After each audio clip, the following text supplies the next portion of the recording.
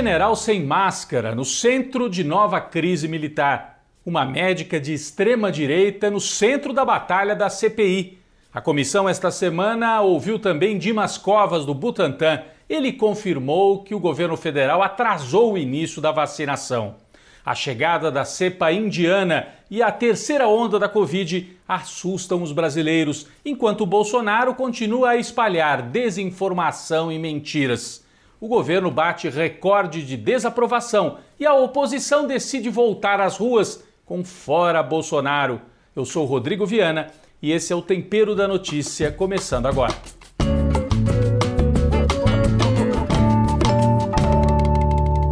Bom, o Brasil poderia ter sido o primeiro país do mundo a vacinar contra a Covid-19 se o governo tivesse articulado direito as coisas. Quem fez essa afirmação foi Dimas Covas, do Butantan, que é um instituto em São Paulo, produz a Coronavac, vacina de origem chinesa.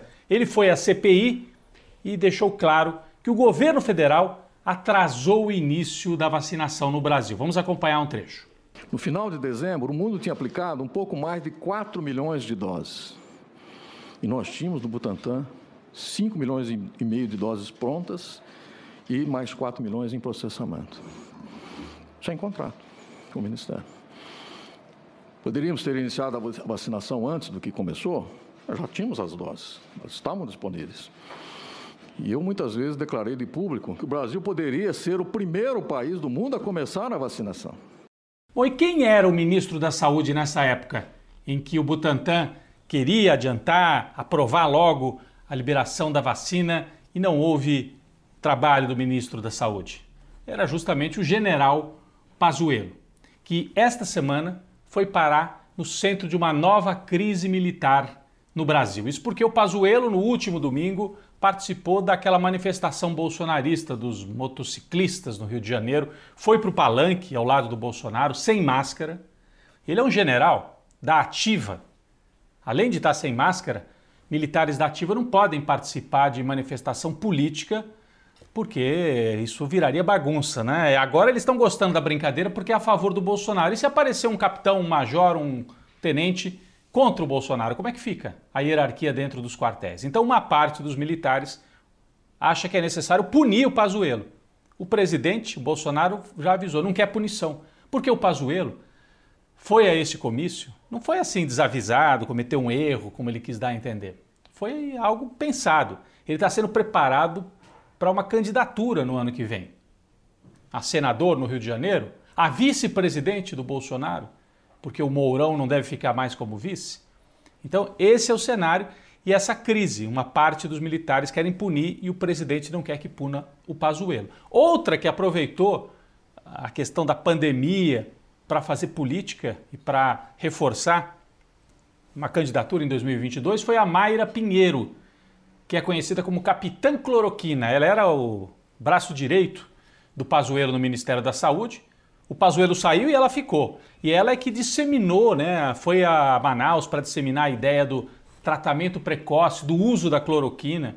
E ela foi convocada para a CPI, prestou um depoimento e reafirmou o tratamento precoce, que não tem nenhuma base científica.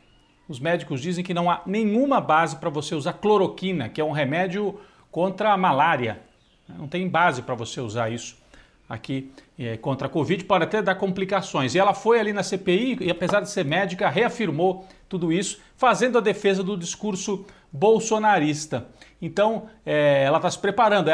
A Mayra, já foi candidata no Ceará. Aliás, ela é bolsonarista hoje, mas ela era do PSDB. Aparece em fotos, inclusive, a gente tem aí, ao lado de Tasso Gereissati lá no Ceará. E ela é também aquela médica que vaiou os médicos cubanos na chegada ao Brasil. Vocês se lembram da foto? Inclusive com falas racistas. Então essa é a personagem bolsonarista que prestou depoimento na CPI.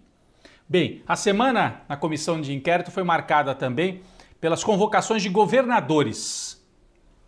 Os governistas, lá a turma do Bolsonaro, quer intimidar governadores. Mas acho que o tiro saiu pela culatra. Dos 9 convocados para prestar depoimento, 7 são ligados ao Bolsonaro. Governador do Amazonas, de Roraima, de Santa Catarina, entre outros. Só 2 são de oposição e pode ser que nem cheguem a ser convocados porque é ilegal comissão parlamentar de inquérito federal e os governadores devem ser investigados e prestar contas nos seus estados, né? Então isso não deve ir para frente. Também foram reconvocados para ir de novo o Pazuello, ex-ministro, e o Queiroga, atual ministro da Saúde. A oposição também se movimenta, tanto dentro do Congresso como nas ruas. O ex-presidente Lula, depois de ter várias semanas aí de articulações de bastidores, nesta semana que passou, ele foi a 2 eventos importantes. Foi visitar o padre Júlio Lancelotti, que tem tido uma posição muito importante, né, de reafirmar a ideia da solidariedade. Não é só ideia, né, a ação da solidariedade nas ruas de São Paulo.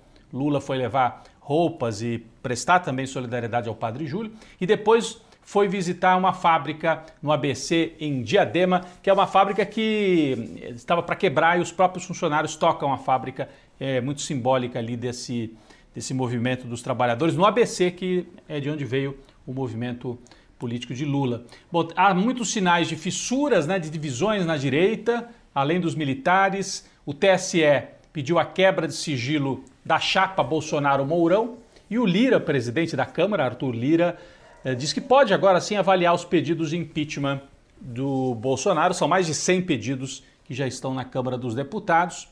Por sinal, a gente tem aí um crescimento da desaprovação ao Bolsonaro. Essa semana mais uma pesquisa, a pesquisa Poder Data. 59% desaprovam o governo, apenas 35% ainda aprovam. O Bolsonaro mantém esse núcleo, né, de 1/3 de apoio, isso é importante. E quando se faz a avaliação do trabalho dele, 55% de ruim, péssimo, 28% de ótimo, bom. Vai abrindo essa diferença, mas é isso. O Bolsonaro ainda mantém esse núcleo para resistir e para evitar, talvez, o impeachment. O que acontece? Quase não há mais gente que avalia o governo como regular. Com o Bolsonaro é assim, ou você detesta, a maioria, ou você tem um núcleo que ainda o apoia, que é uma minoria de 1/3, e é nisso que ele se agarra para tentar evitar o impeachment nos próximos meses.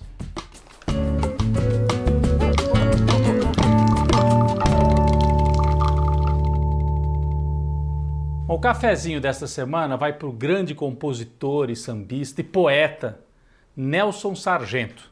É sargento só no nome, né? Ele não era policial nem militar. E foi da geração de ouro do samba no Rio de Janeiro. Foi parceiro de Cartola, daquela mesma geração de Nelson Cavaquinho e tantos outros. Mangueirense, nasceu no Morro, na Mangueira, e passou a vida inteira e se criou realmente em torno dessa escola que é a Mangueira. É autor de muitos sambas conhecidos, talvez o mais conhecido seja aquele samba Agoniza, mas não morre, alguém sempre te socorre, antes do instante derradeiro, né? Mas tem várias outras composições. Com 96 anos, ele estava com a saúde fragilizada e é mais uma vítima da Covid-19. Morreu essa semana no Rio de Janeiro o grande Nelson Sargento, que além de sambista, muita gente não sabe, mas ele também era artista plástico, pintava. Os quadros dele, muitas vezes, quase sempre, retratavam os morros, a paisagem do morro, o casario do Morro da Mangueira. Então ele falava nas suas letras de um Rio de Janeiro dos morros, falava de coisas bonitas, né, de poesia. A gente tem associado o Rio de Janeiro a tanta coisa complicada, difícil, ruim, né? E o Nelson Sargento é a prova de que a gente pode olhar para o Brasil com outros olhos. Ele também tem um samba que eu gosto muito, feito em parceria com o Cartola, que é o Samba do Operário. Eu vou trazer aqui um pedacinho da letra, que ele tinha também essa visão política, tinha posições progressistas. O samba dele diz o seguinte: se o operário soubesse reconhecer o valor que tem o seu dia, por certo que valeria 2 vezes mais o seu salário. Mas como não quer reconhecer, é ele escravo sem ser de qualquer usurário. Usurário, né? É aquele que empresta a juros. Então, nosso cafezinho ao grande Nelson Sargento, que se foi, inclusive os bolsonaristas estão usando agora, imagina, a figura do Nelson Sargento para fazer campanha contra a vacina. Eles são capazes de qualquer coisa, né? Porque o Nelson tinha tomado já as 2 doses da vacina, mas com 96 anos a gente sabe que a vacina ajuda a ativar o sistema imunológico. E as pessoas, quanto mais velhas, às vezes não conseguem, o sistema imunológico não consegue responder a tempo, e ele já tinha a saúde fragilizada também por um câncer. Mas fica a homenagem, a obra dele permanece. Viva Nelson Sargento! Um cafezinho para ele e para a possibilidade de resgatar esse Brasil que canta, que tem poesia e que é capaz de espalhar poesia pelo mundo. Um cafezinho para Nelson Sargento.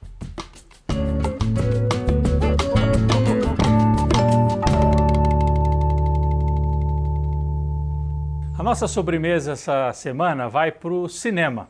Possibilidade de assistir cinema russo. É um canal no YouTube mantido pelo CPC da UMES, Centro Popular de Cultura, e UMES é a União Municipal dos Estudantes Secundaristas de São Paulo, mas é claro, pelo YouTube você assiste no Brasil inteiro. Então, a cada fim de semana, um filme russo, e a enorme, a totalidade, talvez, russos da era soviética, né? Do período da União Soviética. Então, todo fim de semana, da noite de sexta-feira até a noite de domingo, um filme entra em cartaz ali no YouTube e você pode assistir de graça. São 22 filmes nessa sequência. Muitos filmes de guerra. É curioso, né? Porque a gente associa os filmes de guerra aos Estados Unidos. Mas o país que mais perdeu cidadãos, né? Que teve mais vítimas na Segunda Guerra Mundial, foi a Rússia e a União Soviética, os outros países que compunham a União Soviética. Então, o filme de guerra na União Soviética não era só uma operação de propaganda, como alguns acham, né?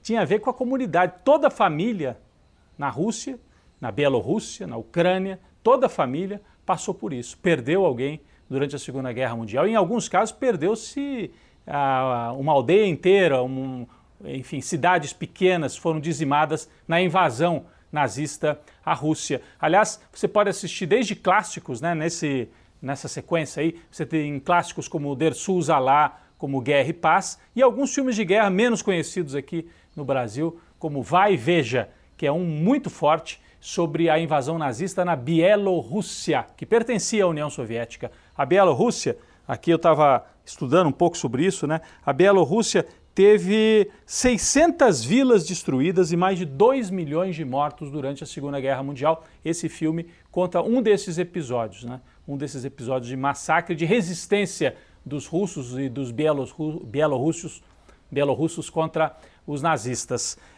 Se você não conseguir assistir no fim de semana, a possibilidade também de entrar no site e aí comprar. Eles vendem alguns DVDs, né? Parece uma coisa meio antiga, né? Ainda comprar DVD, mas são filmes difíceis de achar e que são de muita qualidade e são históricos, né? Contam uma parte da história do século XX, especialmente da União Soviética. Então a dica: cinema russo, cinema soviético no Cineclube do CPC da UMES no YouTube. Fica com uma dica da nossa sobremesa esta semana.